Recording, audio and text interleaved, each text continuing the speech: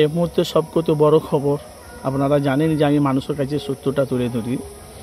তো ভাইজান, আপনারা জানেন এই যে আইএসএফ নওশাদ সিদ্দিকী ভাঙড়ের এমএলএ অথচ বিধায়ক, সেই নওশাদ সিদ্দিকী কিছু তৃণমূলের হেভি ওয়ার্ডের নেতাগুলো তারা নওশাদকে ফোন করছে। তো কিছুদিন আগে একটা সোশ্যাল মিডিয়া আপনারা দেখেছেন, একটা ভিডিও ভাইরাল হয়েছে নওশাদ ভাইজানের। তো উনি বলছে যে তৃণমূলের একটা নেতা ছিল, তার নাম আরাবুল, তাকে কিন্তু বাতিল করা হয়েছে, বাদ দিয়ে দিয়েছে তৃণমূল থেকে। সাংবাদিক মিডিয়ারা তাকে বলছে আপনি কি আরাবুলকে নেবেন যদি আইএসএফে আসে? সেই নওশাদ সিদ্দিকী বলছে আমি ওকে নেব না, কেন ওনার একটু ব্যাক রিপোর্ট আছে। কিন্তু যেটা জনগণ সাধারণ মানুষ জানে। কিন্তু ওই আরাবুলকে কিছু মানুষ জিজ্ঞাসা করেছে সাংবাদিক মিডিয়ারা, তো এরকম আপনি তো তৃণমূল থেকে আপনাকে বাদ দেওয়া হয়েছে, আপনি তৃণমূল আসতে যাবেন না, তৃণমূল থাকবো? যে তৃণমূলে আমি ছিলাম, আছি, আগামী দিনেও থাকবো। অবশ্যই তারা যখন ভুলটা যখন বুঝবে তখন আমাকে আবার তৃণমূলের দলে টেনে নেবে। কিন্তু ভাই, সামনে বিধানসভা ভোট, তৃণমূলের হেভি ওয়ার্ডের নেতাগুলো, আমি তো আপনারা তো জানেন, সে নওশাদকে কিন্তু ফোন করছে। আর তৃণমূলের নেতাগুলো তো নওশাদকে প্রচণ্ড ভালোবাসে।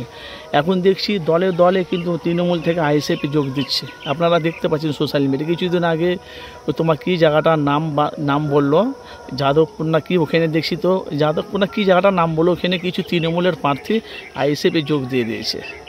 তো আগামী দিনে কিন্তু নওশাদ সিদ্দিকীর সাথে কিন্তু তৃণমূলের কিছু কর্মী সহ কিন্তু আইএসএফের সাথে কিন্তু তারা যোগ দেবে।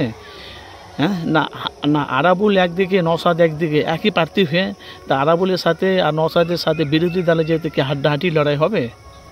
আপনারা যেখান থেকে আছেন আপনার মূল্যবান মতামত জানাবে। কিন্তু সামনে বিধানসভা ভোট, কিন্তু নওশাদ সিদ্দিকী যদি আইএসএফে যদি আসে, তাহলে নওশাদ সিদ্দিকী যদি আরাবুল যদি নওশাদের দিকে আসে, কিন্তু নওশাদ সিদ্দিকীর অনেক তৃণমূলের কর্মী সহ আছে, সেগুলো নিয়ে আসবে না, আইএসএফে আসবে না আরাবুল, সেই নিয়ে এখন সাধারণ মানুষ তারা তুলে ধরছে। আর আরাবুলের একটা ছেলে আছে, নওশাদকে তো রেসপেক্ট করে, ভালোবাসে, মহব্বত করে। এখন ভাই সব দিকটা কিন্তু দিকটা কিন্তু অনেক চেঞ্জ হয়ে পরিবর্তন হয়ে যাচ্ছে। এখন দেখতে পাচ্ছি সব তৃণমূল থেকে সব আইএসএফ আসছে। লোকসভা নির্বাচনে ভোটে আইএসএফ তো সব তৃণমূলে যাচ্ছে, এখন উল্টো হয়ে যাচ্ছে। কিন্তু আগামী দিনে নওশাদ সিদ্দিকী কি বিধানসভা ভোটে 294-এর মধ্যে কটা সিট পাবে, আপনাদের মতামত জানাবেন। আর আরাবুল কি আইএসএফের পক্ষে আসবে? আপনাদের মূল্যবান আপনারা মতামত জানাবেন যেখান থেকে আছেন।